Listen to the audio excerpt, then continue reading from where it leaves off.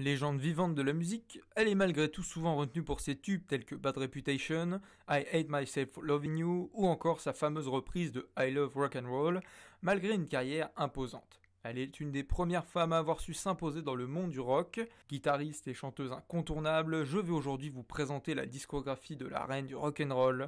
Son nom est Joan Jett. Elle débute sa carrière en 1975 à l'âge de 17 ans, au sein du groupe The Runaways, qu'elle forme avec la batteuse Sandy West avec le soutien du producteur de musique Kim Fowley. Après plusieurs changements successifs, les Runaways ont enfin une bassiste en la personne de Jackie Fox. Cherie Currie se retrouve au chant et Lita Ford à la guitare. La formation subira plusieurs changements au cours des années, mais le noyau du groupe restera toujours Jett, West et Ford. Le groupe signe rapidement avec Mercury Records et entame donc la création de leur premier album. En 1976 sort donc The Runaways. Premier album éponyme du groupe, on le retiendra surtout pour son morceau d'ouverture désormais culte, Cherry Bomb.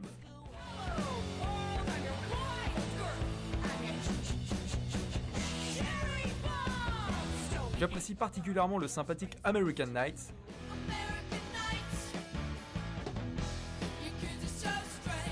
ainsi que You Drive Me Wild,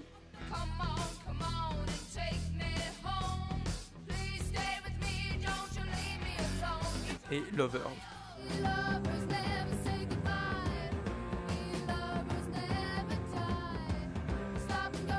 C'est un premier album tout à fait honorable.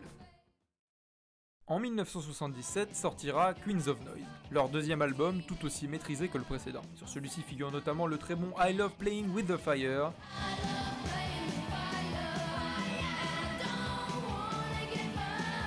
ainsi que mon morceau favori du groupe, le sensationnel Heartbeat, avec son refrain inoubliable et son somptueux solo. Il fait partie des plus belles ballades rock que j'ai pu entendre.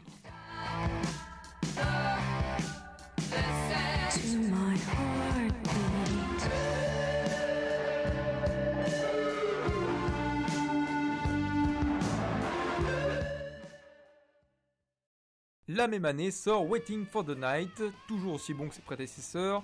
L'album contient plusieurs réussites. Don't Go Away, un morceau puissant en refrain revigorant, une de mes préférées du groupe.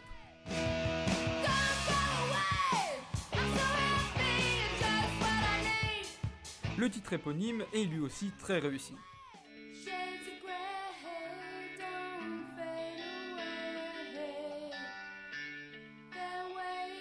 Et je retiendrai également Trash Can Murders.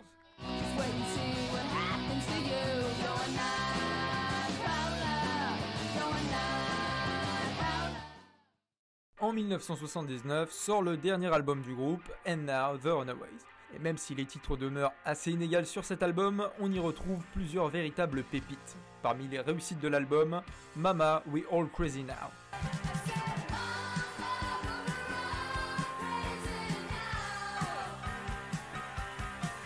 I'm a Million.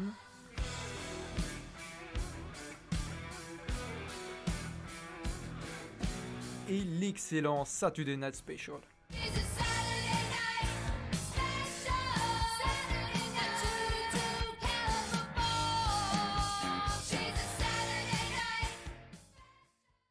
Quelques mois plus tard, le groupe se sépara, permettant à Jett d'entamer une carrière de son côté, ce qui sera des plus bénéfiques pour elle et sa musique. En 1980 sort l'album Joan Jett, aussi connu sous le titre Bad Reputation. Il contient bien évidemment le cultissime Bad Reputation.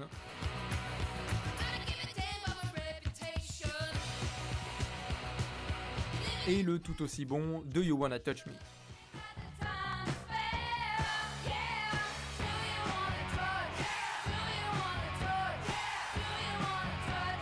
Un bon premier album solo qui laissait présager le meilleur pour la suite. En effet, puisqu'en 1981 sort son plus grand succès, I Love Rock and Roll. L'album s'ouvre sur la reprise qui donne son nom à l'album, un morceau entraînant au refrain inoubliable qui deviendra un véritable hymne au même titre que We Will Rock You de Queen ou Highway to Hell de AC/DC.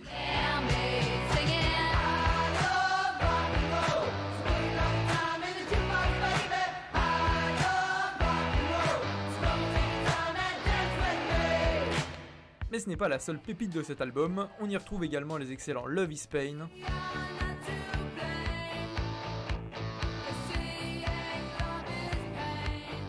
et Crimson and Clover.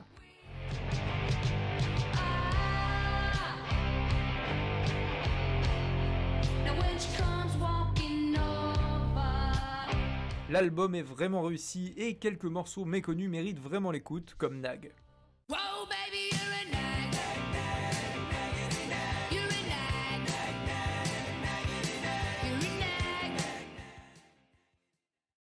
Elle enchaîne en 1983 avec Album. Moins marquant que les deux précédents bien évidemment, il possède cependant quelques titres vraiment bons. À commencer par une très bonne cover de I Love Playing With The Fire, titre du deuxième album des Runaways, qui va jusqu'à nous faire oublier l'original.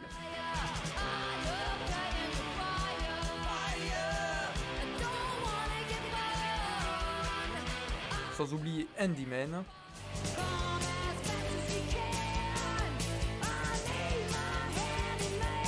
et Everyday People, un véritable cocktail de bonne humeur.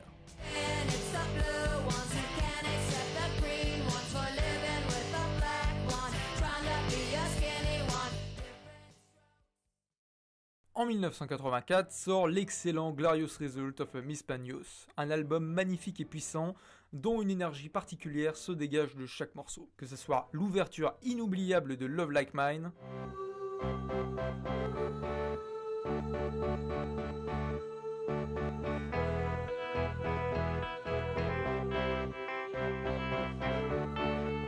le fabuleux I Need Someone,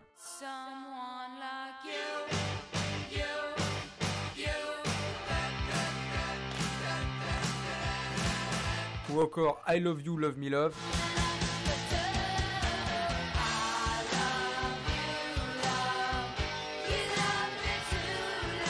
Push and Stomp,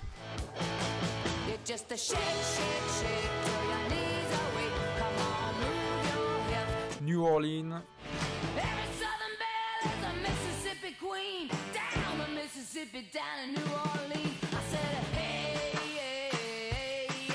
et je pourrais encore continuer comme ça parce que cet album est véritablement l'un des meilleurs de Joan Jett. 2 ans plus tard, elle revient une fois de plus avec l'un de ses meilleurs albums, Good Music, sur lequel on peut retrouver les titres Black Laser,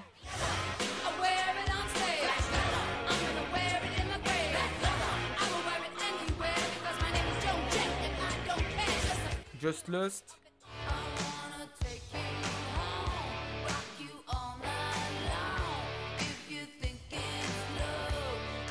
et 2 de mes favorites, Outlaw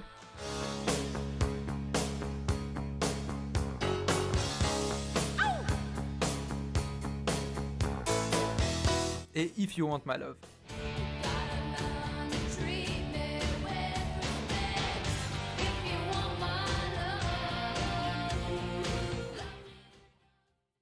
Elle continuera sur sa lancée en sortant en 1988 Up Your Alley, encore une fois un très bon album avec en titre phare l'inoubliable I Hate Myself for Loving You.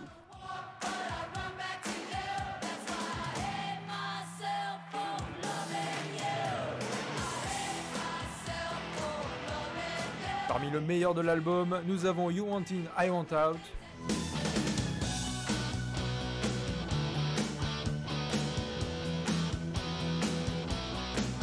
I Still Dream About You,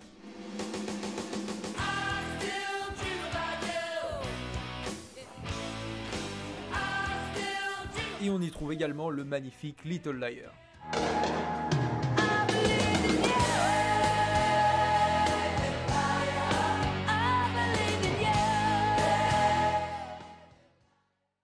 Appréciant particulièrement les reprises comme vous l'avez peut-être remarqué, elle sort en 1990 The Hit List, un album de cover de morceaux cultes du rock, parmi lesquels on peut retrouver Dirty Deeds de AC/DC, ou Love Me Two Times des Doors.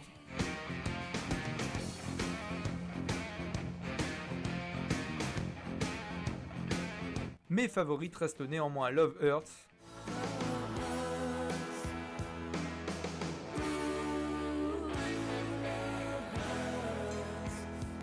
ainsi que Celluloid Heroes.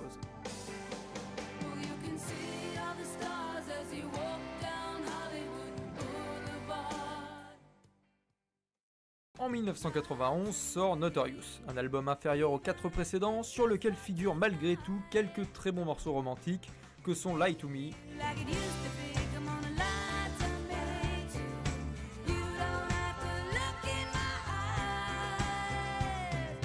et Goodbye.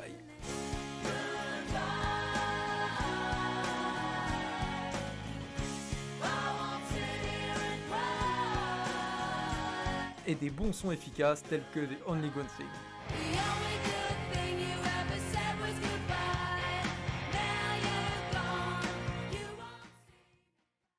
En 1994 sort Pure and Simple. Celui-ci fait partie des plus faibles de sa discographie, mais il dispose de quelques morceaux marquants, parmi lesquels Activity Grow,